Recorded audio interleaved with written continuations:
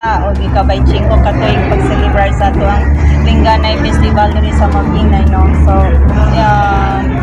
sa naabdan nato nga aning panahon na nagpakita nga ang Mabinay nagkapugong nagkahiusa ang gugma o ang pagsinabtanay o operasyon naa diri sa Mabinay always. Mana mamit nga Mabinay no mga mapilangga. So sa mga kayukan, guys, katingin na kuan nga Gogilas. Yan na, sige gapon na itong Gawad Dilas no kaya niya.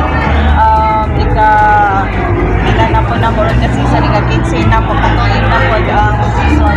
Ang Gawad Dilas na ito muna ang ato ang search for Mabinay's Best Talent. Always nakadatuloy na ito naging gayon. So ang ato ang semifinals karong January 1. So dihan na po na ito makita na nagkalilaing talento na po na bagong talent na na-discover nito na ito dili sa Mabinay.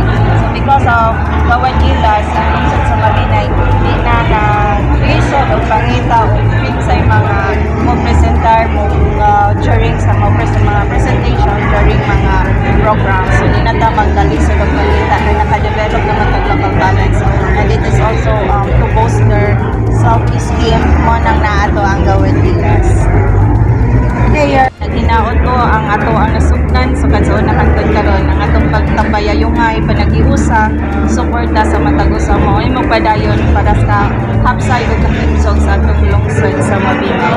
Kay kami isip inyong ginikanan padayon raming magpalangga ninyo maguna-unang ayuda kaayuhan para sa atong lungsod. Kay manayingon Mabinay palangga ka. Aksyon! Balita! Walay pugong-pugong mubulgar sa kamatuuran sa kanginan.